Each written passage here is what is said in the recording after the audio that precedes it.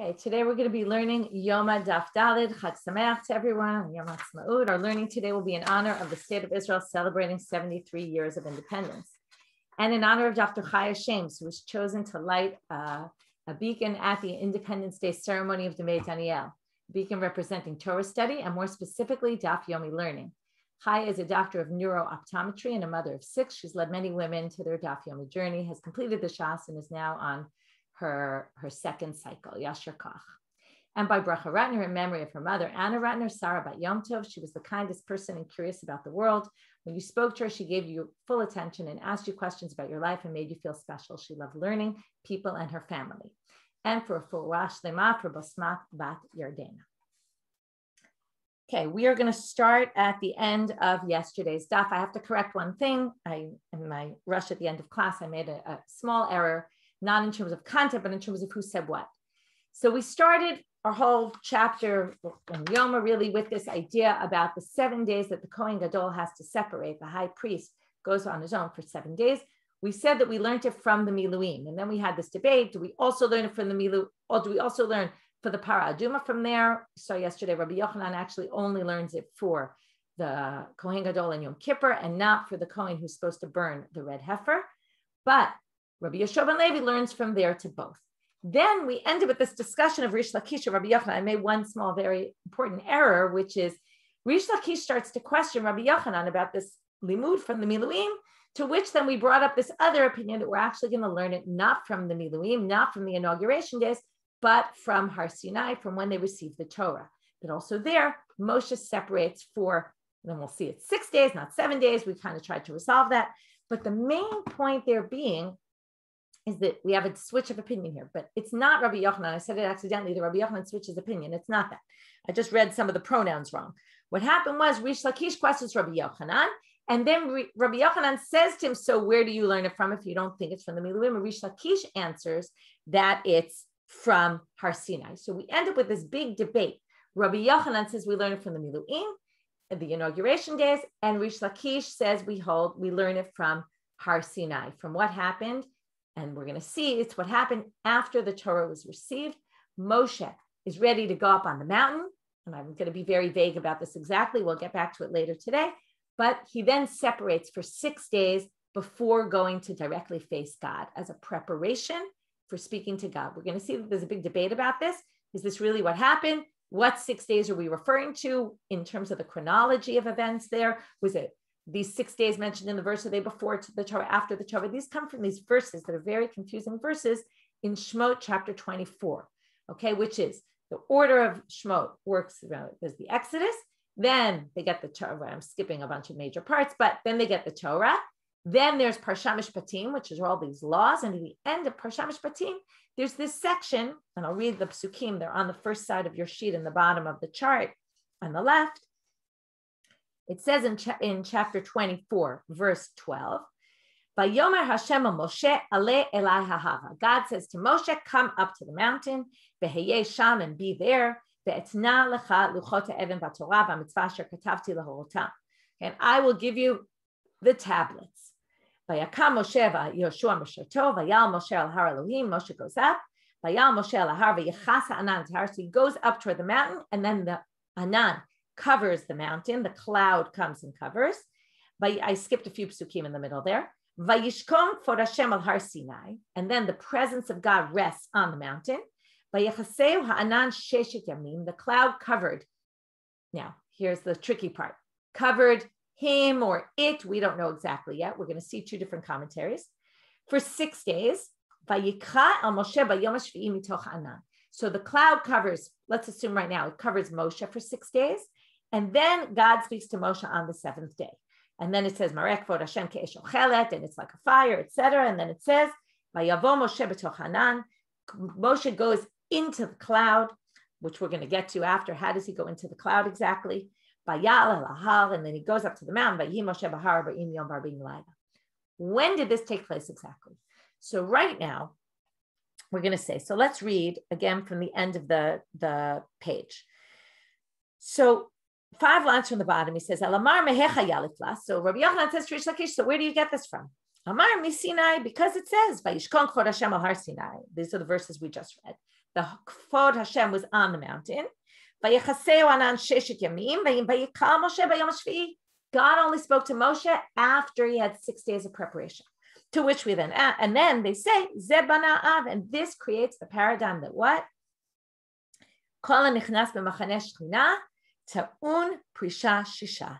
Anybody who goes to face God needs 6 days, to which, of course, they say, what do you mean? We've been talking about 7.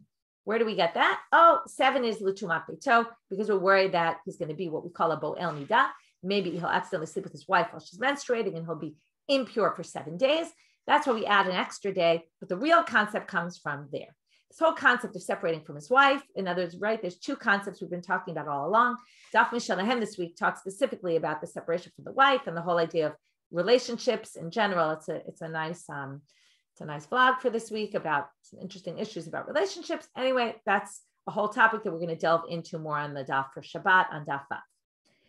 So now, Amar le Rabbi Yochanan le Rish Lakish, we're at the top of daf Dav. Rabbi Yochanan says to Rish Lakish, and now we're going to have a bit of a ping pong, a bit of a question here. Bishlama ledidi, di'alfina mimiluim. I'll tell you, my opinion actually works a lot better. Why? Because Hainu Detanya, it says ze v'ze mazin alav kol shiva mikol chataot shayu sham.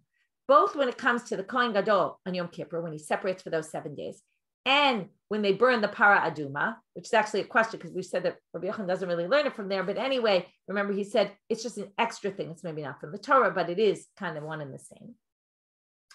We sprinkle on them water from the water that's mixed with the para aduma, the red heifer ashes. Kol chataot shayusham. What does it mean, kol chataot? So this is an interesting thing. They saved always from every para. They had a mixture in the temple. There was a combination of all the parot adumot that were burnt over the course of the years, including the one from Moshe. So they would take from there, the one that, like, not from a new one, but the one that has all of the ashes mixed in from every single para that's been until that day. And they would sprinkle on them once a day of those 7 days. So he says, if you learn it from the Miluim, it makes a lot of sense. Dahavenami haza abba Miluim, and we'll see where in a minute or two, but there was some sort of concept of sprinkling them every day of the Miluim. But lididach diyalaf misinai, but you're learning it from Moshe when he went, he separated for 6 days before going up to the mountain. Haza abba Sinai mihave, but there was no sprinkling of Moshe then. So where would you learn the sprinkling from if you get it all from Matan Torah? For me, it works perfectly well because you learn it from the Miluim. To which Rish Lakish responds with a question. Amar le v'litamech minicha b'miluim dam ha'chamayim. Even from the Miluim, you can't learn it because in the Miluim, they sprinkle them with blood every day. And here, they sprinkle them with water mixed with the ashes of the red heifer, but water. In other words, it's not the same thing anyway. To which they respond, Rabbi Yochanan responds, or the Gemara responds for him, halo kashya. That's not really a difficult question. Why it switches from blood to water? Because Ditane Rabbi Chia nechnesu mayim tachatam. Rabbi Chia says the water was in place of the blood. This is interesting because we talked not so long ago in Shkalim about the blood of the slaughtering and how that blood is in place of water. Remember we talked about this susceptibility to something could create susceptibility to impurity. And it's really water. But blood is treated like water as long as it's the kind of blood that gets spilled on the ground like water, which is dam shchita and not dam from a nevela. That was when we had the whole discussion of dam from an animal that died. But in any case, the idea here being that we have a concept of sprinkling, even if it's blood, water, that doesn't bother us. We have concepts of sprinkling from the Yimei Miluim, the days of the inauguration. Therefore, we're going to compare that to the Para Aduma and to the Kohen that we're going to sprinkle them every day. But back to Rish Lakish, so where do you get it from if you learned it all from Sinai, from Matan, from when Moshe went up the mountain? Amar le ma'ala ba'alma. He said, oh, that doesn't bother me. It's true, we learned it from Sinai. And there was no sort of sprinkling. But they added this added element that while they're taking their time, focusing and separating and all that, we'll sprinkle them with this Para Aduma waters, but not because we really need it. It's not me, as what we say, mi'ikavadim, from the letter of the law. It's not because we learned from Sinai. Yeah, we learned from Sinai. And in addition, we added this extra element. Okay, fine. Resolve that. Now what we're going to do, and this is going to take us all the way to the next side of the page, very long brightot that are going to support one for Rabbi Yochanan, one for Rish Lakish. So Tanya Kavate de Rabbi Yochanan, Vitanya Kavate de Rish Lakish. We're going to bring a braita that shows, which always shows basically that not only were these two Amoraim, like these are two Amoraim who live in Israel, not only were they arguing about this issue, but also it was an argument even in the time period before them during the Tannaitic time period. Tanya Kavate de Rabbi Yochanan. And now all of a sudden, even though we darshan, remember this whole thing started with this drasha, it says at the Miluim, this is what you do, la'asot lechapel, and they said la'asot is the paraduma, lechapel is the Kohen Gadol. Rabbi Yochanan himself said, and this could be a bit of a problem that we're using this to prove Rabbi Yochanan, that la'asot lechaper was only for the Kohen Gadol, that we don't learn the paraduma from here. However, this braita is going to learn it from here, but we're going to put that aside because that's a side issue. The main issue here, we're talking about, do we learn it from the Miluim or do we learn it from Har Sinai? So that's the real issue, and that's the main thing that we're going to prove from this braita, even though, as I said, there's a bit of a divergence from Rabbi Yochanan's opinion in here, but that's minor, and we're not going to really ask that question. Tanya Kavatei de Rabbi Yochanan. So, Bezot Yavo Aharon el HaKodesh, we saw this verse yesterday. In this way, Aharon is going to go into Kodesh Kodeshim. What does it mean in this way? According to the Pshat, the continuation of the verses, Bepar ben Bakar lechatat, va'ayil le'olah. When he goes into the Kodesh Kodeshim, right, he's going to go bringing a par and an ayil, or a bull and a ram. So now they say, but they darshan this word bizot. Now this parsha appears, it appears somewhat after the Miluim happened. So they say like this. What does it mean, bizot yavo Aaron el HaKodesh? In this way, b'masha amor be'inyan. He's going to go in the same way that it was discussed here. What is that? Mahi b'inyan de miluim.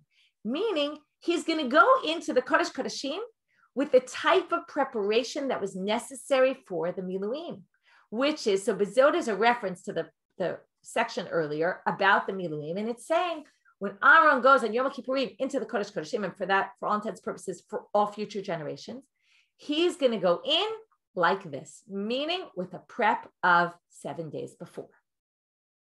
So that's obviously proving Rabbi Yochanan, that's all learned out from the Miluim, and we're going to continue and learn it from there. So now they say, Uma amor b'inyan de Miluim. What did it say there? And now we're going to detail what I just said. Aharon perei shiv'ah v'shimesh yom echad. Aaron separated 7 days and then worked 1 day in the temple. Moshe. Now, what else happened in these 7 days? Not only, right, we talked about two elements. One is to separate so he can concentrate and focus and be not distracted by things around him. Number two, separate from his wife so he doesn't have any issues of becoming impure. But another thing we're going to add here, Moshe masar lo kol shiv'ah kedei lechancho ba'avodah. Moshe spent those 7 days training Aharon. So you also need time to train. You can't just walk in and do everything. You have to train for it. So he needed training. And therefore, af lidorot, and this is why they want to say this, because it's very important, the training, you'll see why in a minute. Af lidorot, kohen gadol porei shiv'ah u'mishamesh yom echad. So therefore, for all future generations, the kohen is going to separate, the kohen gadol, the high priest, separate for 7 days, work 1 day, Yom Kippurim, u'shnei talmidei chachamim mitamidav shel Moshe. And now we're going to say, oh, students of Moshe, obviously not direct students, but two talmidei chachamim, Torah scholars, are going to, right, and they say very specifically here, why did they say Talmidav Shel Moshe? La'afuket stukim, to ignore, to basically say, well, not stukim, because we're going to see this whole thing about the stukim, and I mentioned it very vaguely the other day about the crying and the whole thing, because there's a very big difference, which we're going to learn about, between the stukim and the prushim, about part of the Avodat Yom Kippurim. And therefore, it was very important to teach him the rabbinic way to do things. Okay, and that's why they specifically stress. And therefore, Moslin lo kol shiva kadei lechancho ba'avodah. They have to teach him exactly how to do it. And I would say, in their words, how to do it right. The way they think is the right way.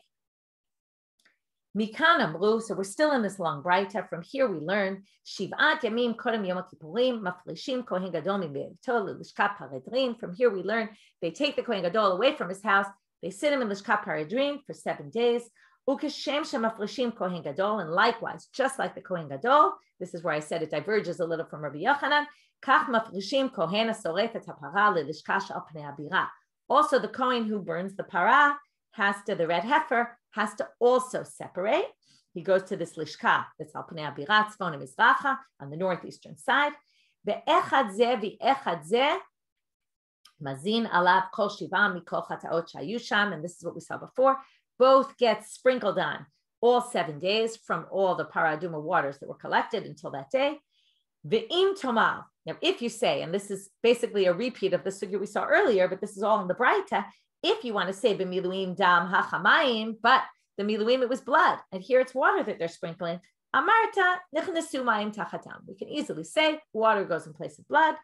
Ve'omer, and finally, we bring another proof text, which the Gemara is going to ask, why do we need 2 proof texts? Remember, according to this, the whole drasha comes from the word bizot. In this way, Aharon will come to the Kodesh, meaning like the way it was done in the Miluim.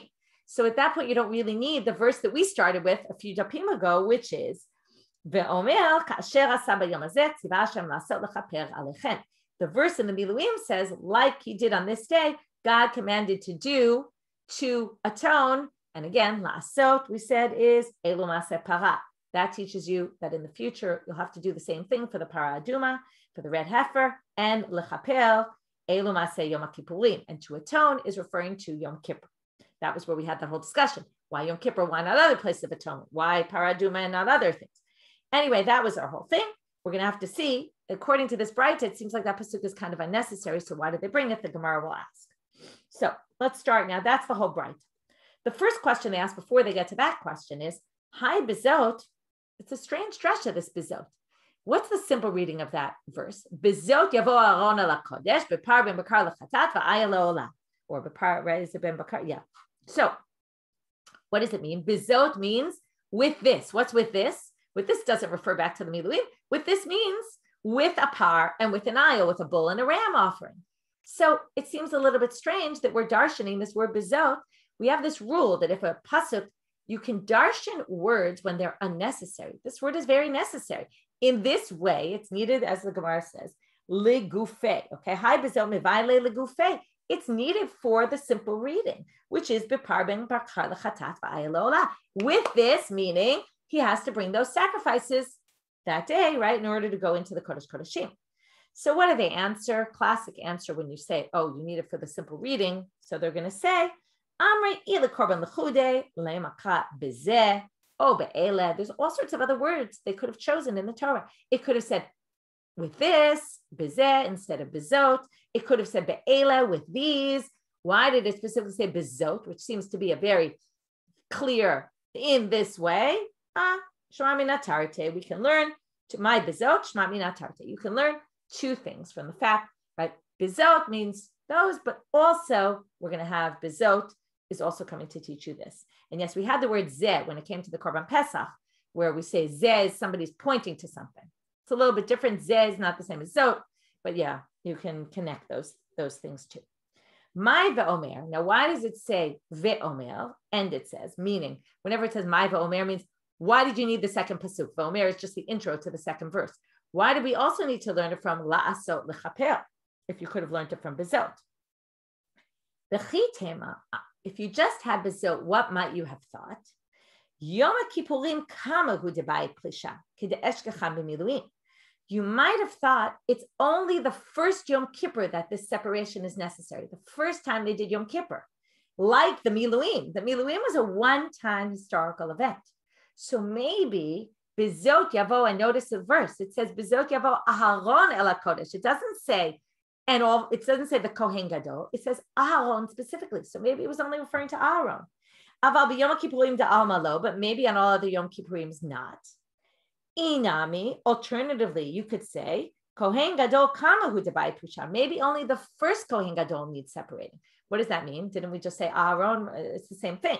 So Rashi says Kohen Gadol kama Aharon levado kol yamav. It's maybe every year Aharon does the avodat Yom Kippurim. He needs to do this, but maybe it's only Aharon because it said Aharon there. Maybe it's not anybody else. Therefore, right about Kohen Gadol ba'alma lo, but any other high priest would not. Tashma kasher asa. That's why you need that verse at the end of the Miluim that says, just like he did here, so likewise, right? The drasha is, so he should do in all future generations for the Paraduma and for the Kohen Gadol and Yom Kippur. That teaches you that this is lidorot for future generations. So therefore, we've now resolved, this was all, we've resolved the Braita makes sense. Now we understand why we had two verses. We understand how we get it from Zot because of the wording, and we're good with that. That Braita supports Rabbi Yochanan's approach. It's all learned out from the Miluim. That's very clear.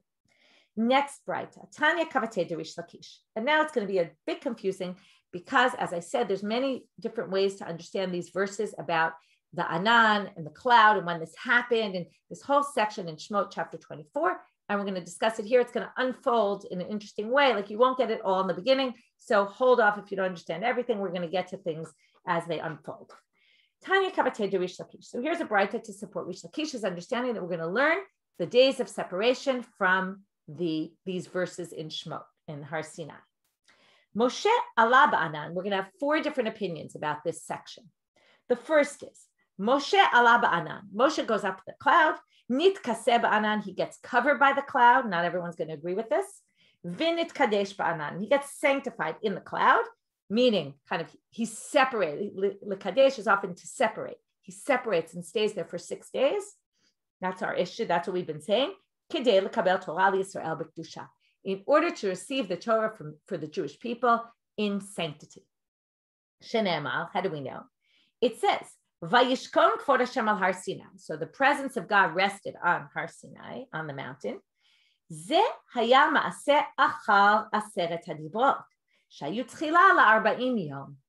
This was, when did this happen? It was after they received the 10 commandments. They received the 10 commandments on Chag Shavuot.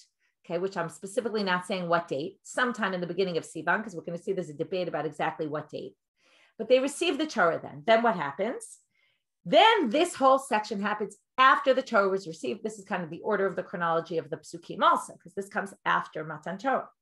Then he goes up to the mountain for 40 days to get the tablets, right? He told them, but only gets the tablets after, right? Then he comes down. After 40 days, he breaks them. That comes out on Shiva Asar B'Tammuz, according to the tradition. We're going to see this later today, right? Then breaks them again, right? And then there's a whole chronology of what happens. He ends up going on the mountain 3 times, right, to get forgiveness. Comes down in Yom Kippur with forgiveness, right? And he also gets the second luchot. Anyway, there's a whole, we're not going to get into all the details of that. But right now, we'll get to those other times. So what happens here? That's Divrei Rabbi Yossi Aglili. This whole section happened after. And then we're going to explain what all happened. And that's why it's preparation, these 6 days of preparation for going to speak directly to God. So of course, you're going to go see the presence of God. You need 6 days of separation. This proves Rish Lakish because that's exactly what Rish Lakish said. Before he goes to God, Zeh Bana'av, this created a paradigm for any time you're going to the Shekhinah, to where God's presence is, like the Kodesh Kodeshim. Okay. Rabbi Akiva Omer. Rabbi Akiva understands this very differently. Vayishkon kvod Hashem, when did that happen? Vayishkon kvod Hashem, right? According to Rabbi Yossi Aglili, that all happened after the Torah was given, the day after. Now, and then what happens? Yeah, I'll clarify, Gita. And then the cloud covered Moshe. The cloud covering Moshe is a way of saying Moshe was secluded for those 6 days, right? Because remember the verse said, I'll just read it all again. The verse said, Vayichaseu ha'anan, the cloud covered him, sheshet yamim, for 6 days. And then it says, Vayikra el Moshe bayom hashvi, and God calls him on day number 7. So that makes sense. Moshe was secluded for 6 days under the cloud. Then God calls out to him after he's prepared and ready. That all happens after Matan Torah. Rabbi Akiva Omer, no, Vayishkon kvod Hashem is Merosh Chodesh. God's presence is there. This is all preparation for Matan Torah, not for after Matan Torah, preparation for Moshe getting the rest of the Torah. Remember, they didn't get all the Torah at Matan Torah. They got the 10 commandments, right? God reads the 10 commandments to them. But this wasn't, right? According to him, Vayishkon kvod Hashem is before that. The presence of God rests in order to prepare for Matan Torah. Now the problem is, Vayichaseu ha'anan, you can't say it's covering Moshe. Why not? Well, the verses talk about all sorts of things that Moshe did in those days. He tells the nation, separate from your wives, there it's 3 days. Right? There's all these things that go on in those days leading up to the acceptance of the Torah. Can't possibly be the cloud was covering Moshe then. He couldn't have been functional. So therefore, Vayichaseu ha'anan is not referred, Vayichaseu means, and it covered it. What did it cover? The mountain. In other words, the presence of God covered the mountain. So the cloud was on the mountain. Vayikra el Moshe. And then he calls to Moshe. Now there's a bit of a problem with that verse also. When it comes to the day number 7, what does God do? he calls to, first of all, if you already did your count, you know your dates, it's a bit of a problem also, because when is Shavuot? On the 6th of Sivan. Now, if it started Rosh Chodesh, 6 days, and then on the 7th day God spoke, that would mean that Matan Torah happened on day number 7 of the month. So we're going to get to that. There's two opinions about what day Shavuot is. Is it on the 6th or is it on the 7th? So now it says, what's the other problem? It says, Vayikal Moshe. Now, according to Rabbi Yosef Levi, that worked perfectly. Moshe was in the cloud, go up on the mountain. God then, Moshe's ready. God starts to speak to him, and only Moshe, because nobody else is there. But in Matan Torah, God speaks to everybody. So why does it say Vayikal Moshe? Moshe v'chol Yisrael omdim v'chol lo ba'katuv ela lachlo kavod Moshe. Really, it's everybody. Him and all the Jewish people are standing there at Matan Torah with the receiving of the Torah on the 7th day. But it says Moshe to be respectful to Moshe because he was the leader. Okay, that's option number 2. Rabbi Natan Omer. Okay, soon we'll connect it all to the dates, but not yet. Rabbi Natan Omer, lo ba'katuv ela lemarek achila u'shtiya shebeme'av lesumo kamalachei hasharet. This is what I call the first detox in the Torah. Okay, right? You do a detox, you stop eating certain foods, right? Moshe had to clean his body out of food. Okay, he didn't eat, didn't drink for those 6 days. Okay, there's an interesting halacha in the Rambam. If you swear that you're not going to eat for 7 days, it's called a shvuat shav. You're basically obligated for making a false swear. And it comes from here because Moshe did it for 6 days. So 7 days is not possible. Anyone could do more than that.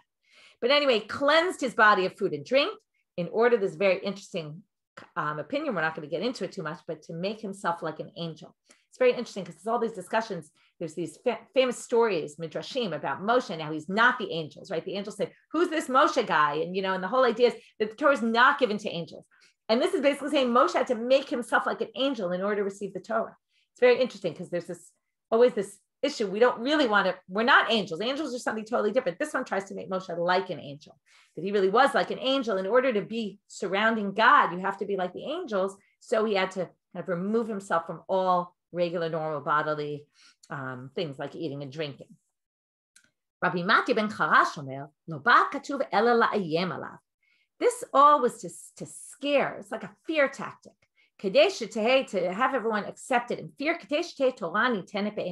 Again, this is the idea that this was before Matan Torah. God wanted to get everyone into a state of mind and beretet ubezer, right? So that they come in fear and in shaking, trembling. Shneimar, ivdu, as it says, ivdu et Hashem b'yirah v'gilu b'ira'ada. You should worship God with fear and excite with him b'ira'ada, with trembling. So my gilu b'ira'ada, that sounds like an oxymoron, right? To celebrate in trembling, that doesn't sound like it works. In a place of excitement, you have to also have fear. Okay, and that was what happened. There was this excitement of receiving the Torah, but there had to be an element of fear, and that's why the cloud came down to create this atmosphere. Okay, by the way, this whole thing about the cloud, remember, because this is what's going to happen with the avodah of the Kohen Gadol. He makes this big smoke kind of cloud-like appearance with the Ketores, and that cloud is very important. So it's going to, I think it references this idea of the cloud at Har Sinai, or maybe post Har Sinai, or post Matan Torah, I should say. So now they're going to talk. So really they brought this for the first opinion, because the first opinion of Rabbi Yossi Aglili is basically saying that Moshe needed to prepare himself before going to the Shekhinah, to the divine presence. Again, he says it was all after they got the Torah, and he's preparing for going up to speak directly to God. And therefore, we're going to learn from there to anytime someone's going to go, so to speak, to Greek God, like going into the Kodesh Kodeshim and Yom Kippurim, it requires separation. So that's Rish Lakish. So now they want to know, they're really focusing, they're not going to focus on the last two opinions, they're really going to focus on the first two. What's the root of their machloket? It's not exactly a typical what's the root, but they're going to say, how does a machloket relate to a different machloket? They disagree about the following machloket tanaim. Ditanya, b'shisha b'chodesh nitna Torah liYisrael.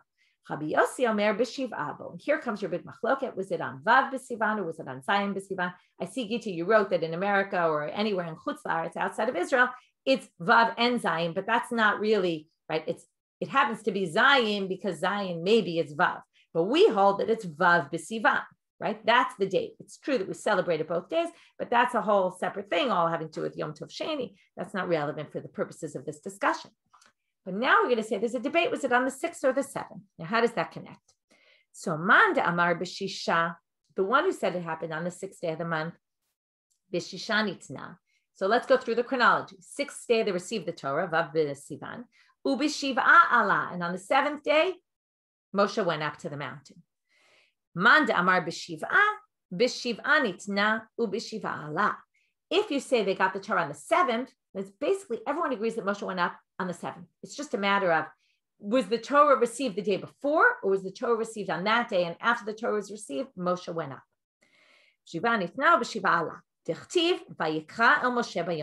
Now, where do you get that it was on the 7th day? Because again, what did that opinion say? Rabbi Akiva said, it said in those verses that on Rosh Chodesh, right, the Anan comes down, because that's what he held, that it happened on Rosh Chodesh. Then there's these 6 days where the Anan was there, it covered the mountain. And then on the 7th day, God calls out to Moshe, which really meant he called out to everybody, just gave kavod to Moshe. So that's how we get to the 7th day. Rabbi Yossi Aglili, Savar Laka Tanakama, De'amar. So now we're going to explain how they connect. Rabbi Yossi Aglili holds like Tanakama, De'amar, B'Shisha B'Chodesh Nitna Torah. If it was given on the 6th, then you can't possibly say that on Rosh Chodesh the cloud came down. 7 days later, God calls out on the 7th day, because it's not the 7th day, it's on the 6th day. So those verses clearly aren't talking about before the Torah was received. Must be therefore referring to after. Right? So since he holds it on the 6th day, those verses clearly can't be talking about before it, so they must be talking about after. Then how do we explain? So who does it cover? Moshe. The cloud covers Moshe, and this is what we described. So what did he call out to Moshe for? If they already received the Torah? Well, the Kibule Shal Torah. God only said the 10 commandments at that Ma'amad Har Sinai event. Now Moshe needs to get the rest of it. The Isal Kadata, because if you want to say like the other opinion, which is Rabbi Akiva, Vayishkon Kvod Hashem Merosh Chodesh, right, that all happened the beginning of the month. Vayechaseu ha'anan lahal, and then the cloud covers the mountain. Vayikal Moshe bayom hashvi'i lekabule aseret hadibrot. Hakabilu luhu mishisha v'ha'istalek anam mishisha. They already got the Torah on the 6th, and the cloud already left. And if you're going to say it's the cloud that was covering the mountain, the cloud that was covering the mountain, it moved already because they already received the Torah. So it can't possibly be that it would happen on the 7th. Matan Torah, it's already done. It's a done deal already by then. So therefore, he says that can't be.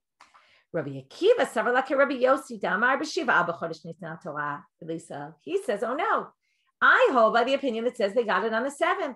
So if that's the case, Bishlam. So now we're going to say, okay, so therefore they don't even explain the rest because that's obvious, right? Now we know the cloud covered the mountain. It covered it for 6 days. On the 7th day, they got the Torah. That's Zayin B'Sivan. Perfect. Everything works out. Now they're going to raise a question with the count of the dates. I mentioned the dates before, just so that you know when we got here what we were talking about. Bishlam ala Rabbi Akiva. Hainu demishkach ala b'shiva asar b'tamuz nishtabu aluchot. It says in the Mishnah, there's 5 things that happen on Shiva Asar b'Tammuz, which is why we have to fast on that day. One of them is the tablets were broken.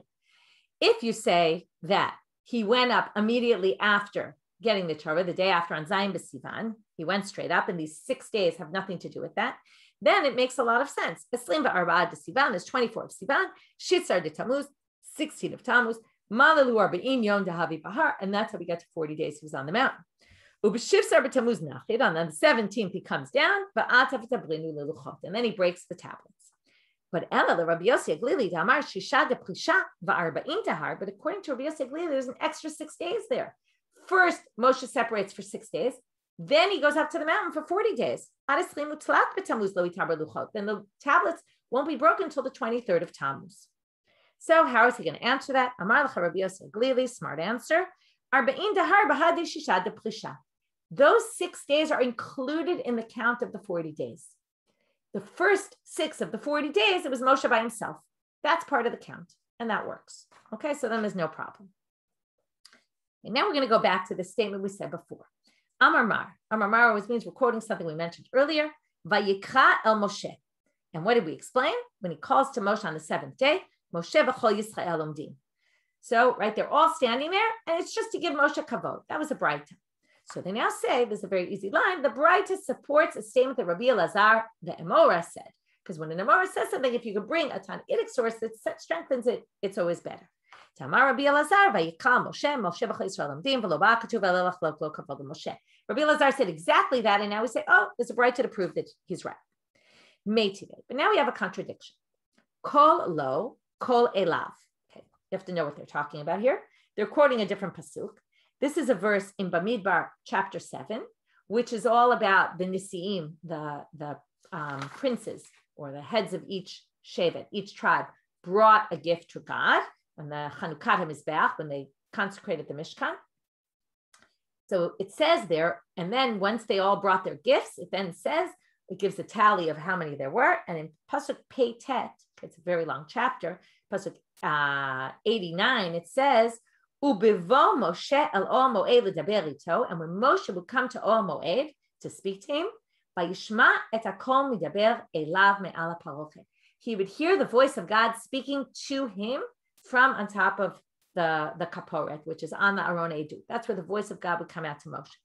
So they basically say here, it doesn't say kol lo, the voice to him. It says kol elav. Now, grammatically, I think you would say kol elav anyway, but they're saying you could have said kol lo for him.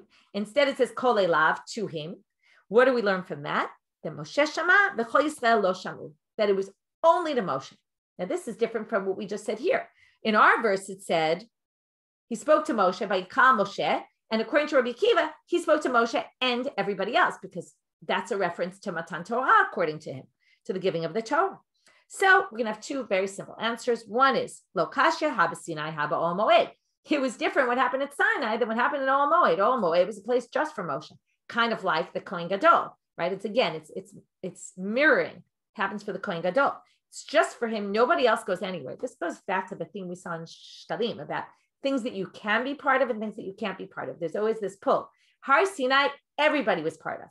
Moshe speaking to God, nobody was part of, right? That was something unique to Moshe. Likewise, the Kohen Gadol and Yom Kippurim, right? There's nothing, nobody gets to see, nobody gets to go in there at all. So again, there's this seeing but not seen and seeing but not, right? That whole idea that we saw in Shkalim. So now we're going to say another answer.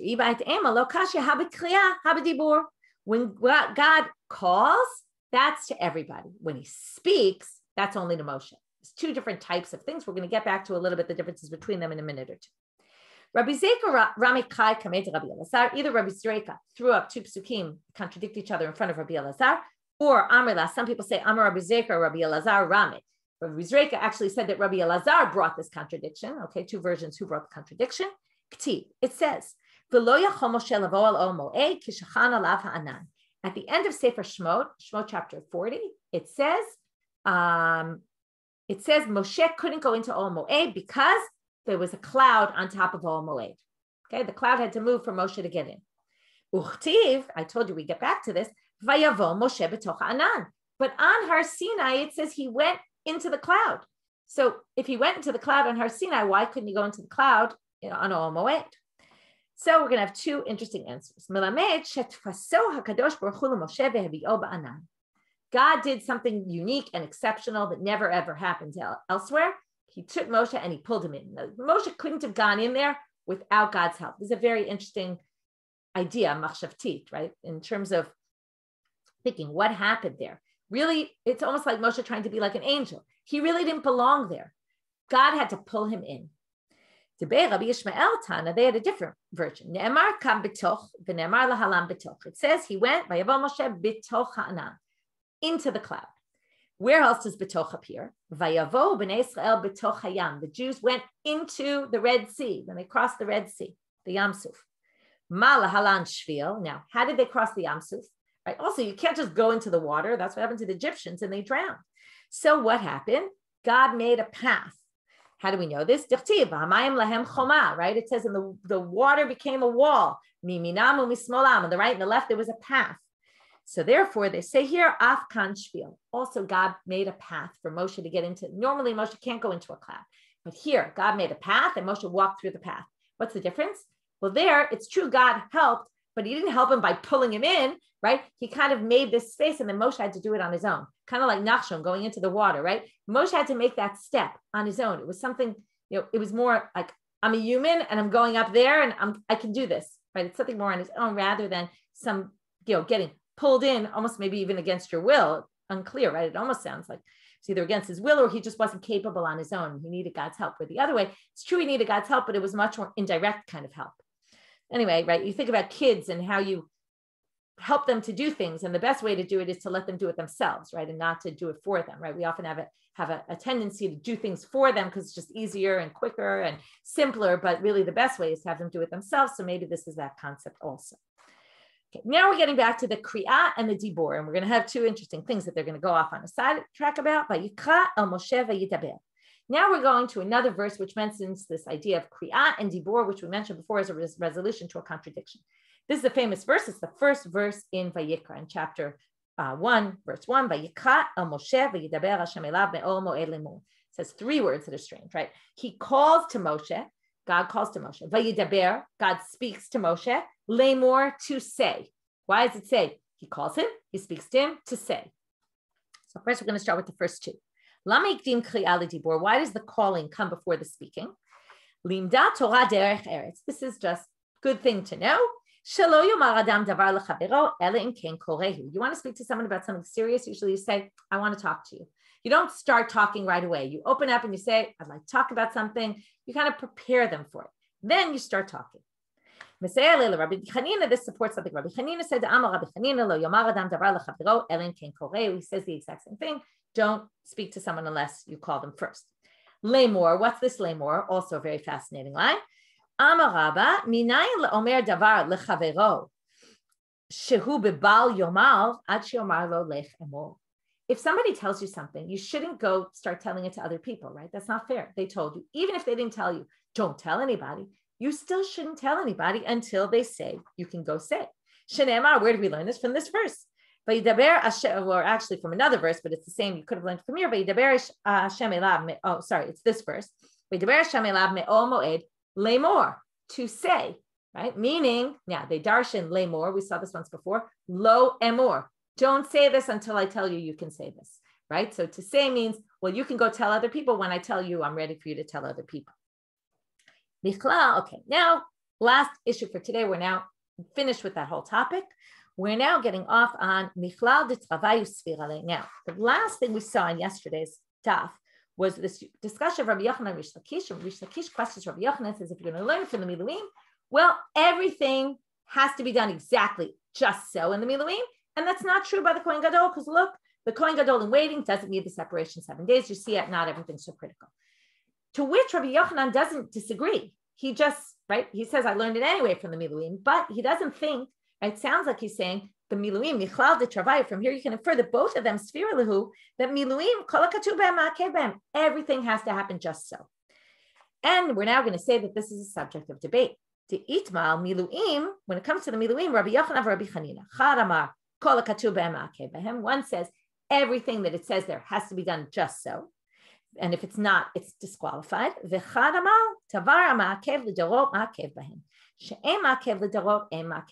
about this more tomorrow, but what the other opinion says is only things that in the future and other regular sacrifices are essential parts, then also in the Miluim. But things that weren't essential in other sacrifices aren't going to be essential in the Miluim either, or weren't essential then. Okay, so that is the other opinion. So therefore, they're going to conclude, which is obvious, which is to Stein de Rabbi. Now, there it says there's some debate between Rabbi Yochanan and Rabbi Chanina. We don't know who holds what. So it's obvious now from our studio who holds what. To Stein de Rabbi Yochanan, who de Amar, Kol HaKatuv B'hem Ma'akev B'hem. How do we know this? Because that everything had to happen just so. Because Midika Amar le Rabbi Shimon ben Lakish le Rabbi Yochanan, Ima Miluim, Kol HaKatuv Ma'akev B'hem. He said, how can you learn it from the Miluim? Because everything must happen in the Miluim, and that's not true for the Kohen Gadol. And what happens? Rabbi Yochanan doesn't respond. He doesn't say, I disagree with you about the Miluim, and therefore to Stein, it must be Rabbi Yochanan is the one who holds in the Miluim, everything must be done exactly just so. And Rabbi Chanina is the one who holds only certain things. And tomorrow we'll see my benayu, what cases do they differ, and we'll get into that tomorrow. So Chag Sameach, everyone, enjoy your day. And if you're having a barbecue or whatever you're doing, and Yom Ha'atzmaut Sameach.